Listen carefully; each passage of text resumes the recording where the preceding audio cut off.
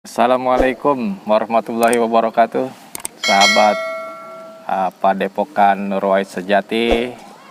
Pada kesempatan kali ini dalam perjalanan kita di kota Kuningan, kita di pagi hari obrol-obrol bincang-bincang pagi bersama sahabat kita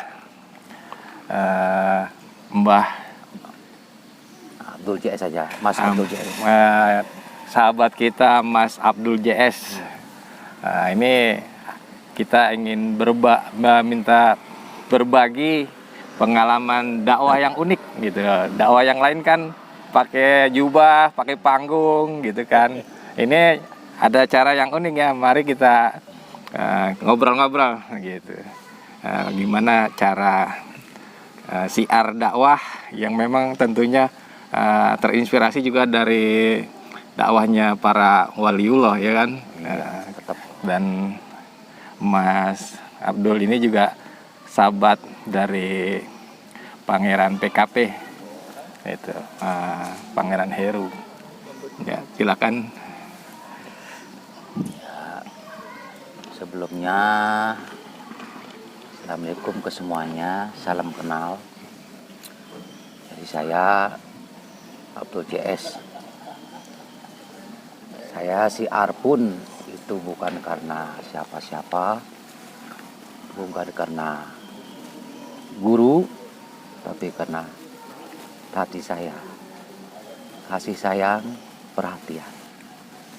Sebenarnya siar saya ini inginnya seperti yang lain, dakwah, tablik, bisanya secara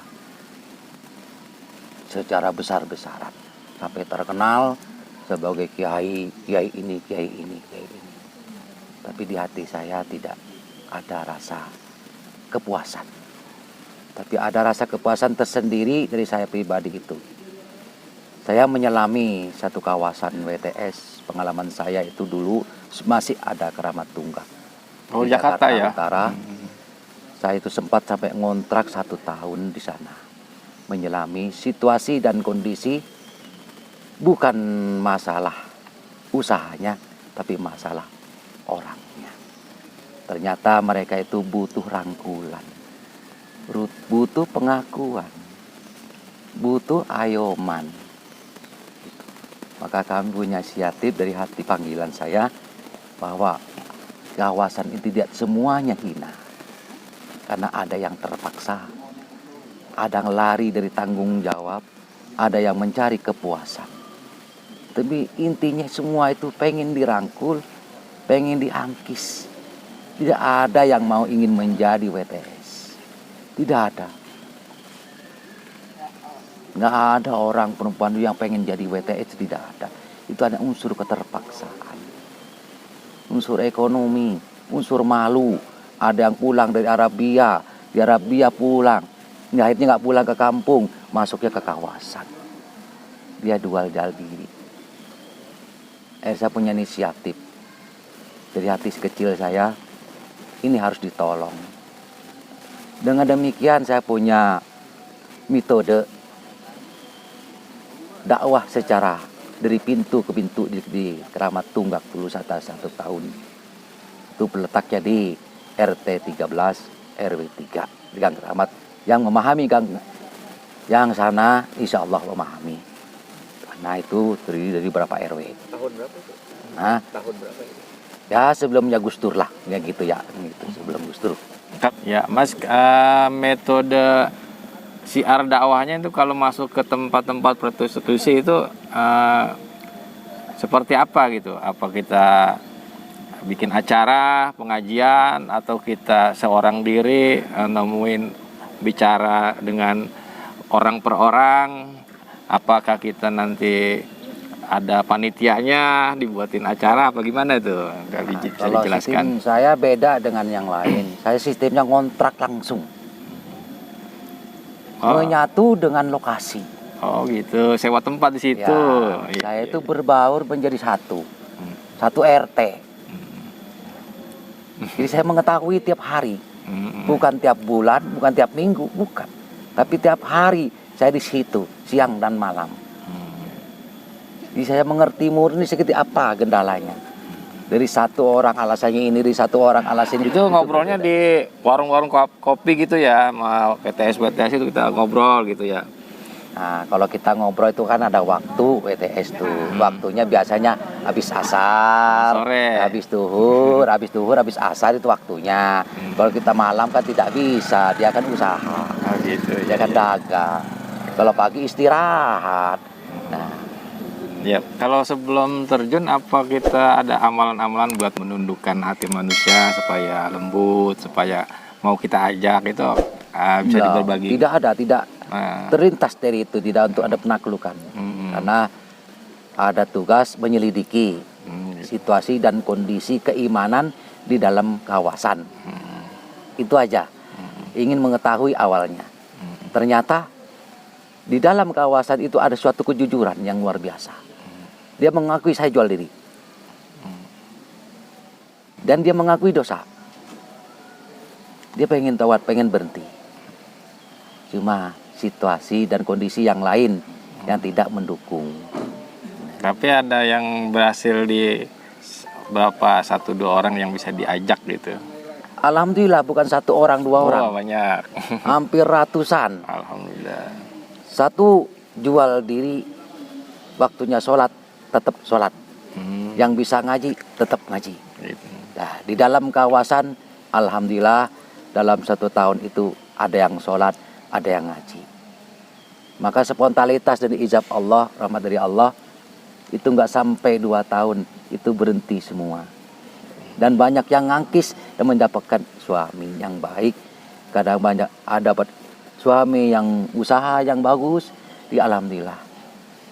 Nah ini ternyata yang selama masyarakat dinilai jelek di dalam mata masyarakat, orang WTS itu tuna susila ibaratkan, ternyata di dalamnya itu ada unsur yang terpaksa. Dan ini gitu, dia tidak mengakui. Ini dakwah di tempat-tempat prostitusi ini kan berangkat dari ketulusan hatinya, Ya. dengan kasih sayang terhadap sesama, nah gitu kan, Ya. sehingga kita ada digerakkan hati kita itu oleh Yang Maha Kuasa buat memasuki wilayah itu dan dibukakan tabir-tabirnya. Ternyata apa yang diperasaan buruk sama orang ada sisi baiknya, Ya, gitu. ya. Baik, selain itu pengalaman siar-siarnya di tempat yang lain ada pengalaman? Ada tempat-tempat siar yang lain itu saya tuh masuk ke wilayah terminal alias kepremanan. Jadi mulai dari pencopet, mulai dari ya namanya juga yang mulai batiknya abadi, itu semua.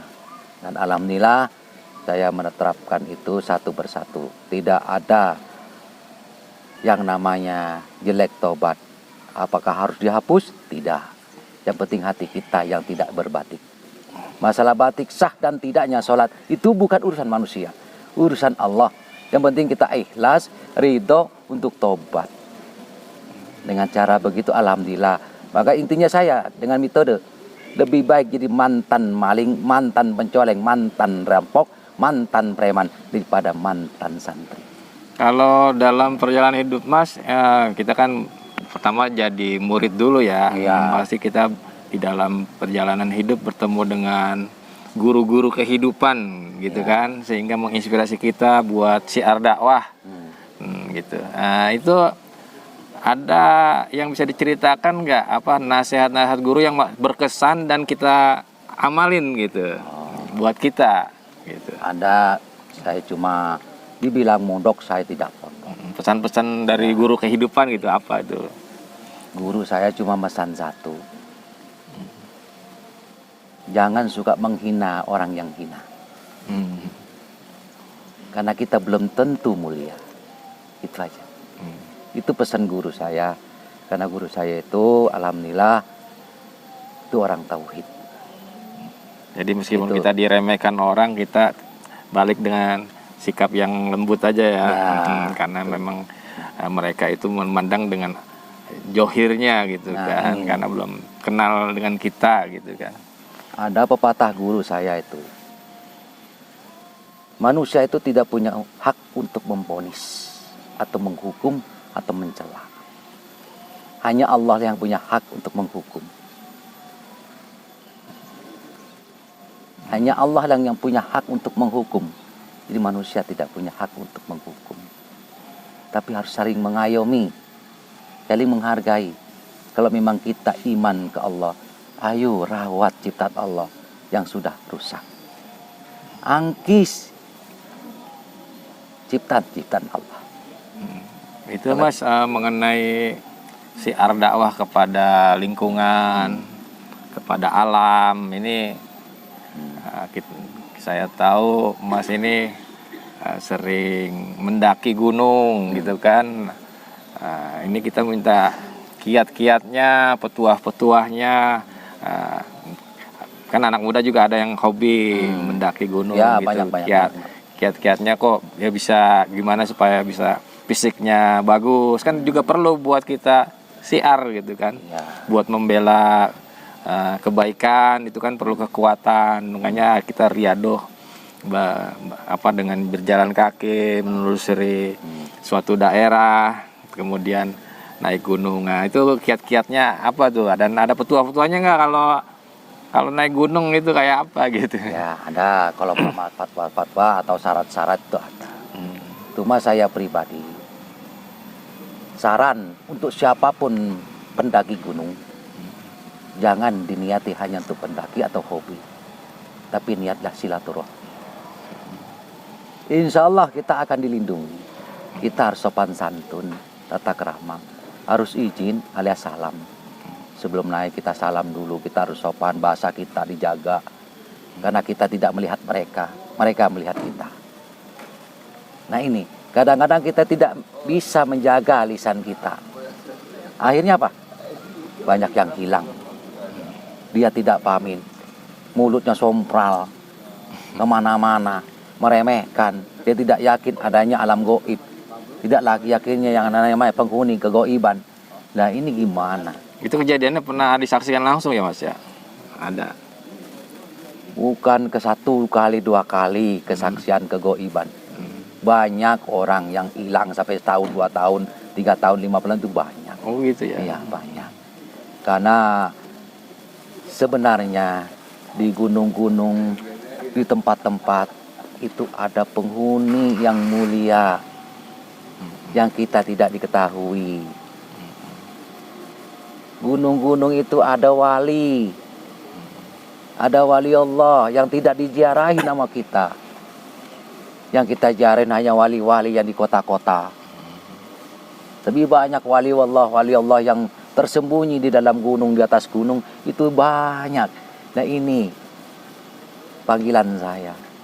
Silaturahmi kepada wali Allah di atas gunung yang jarang diziarahi sama yang lain.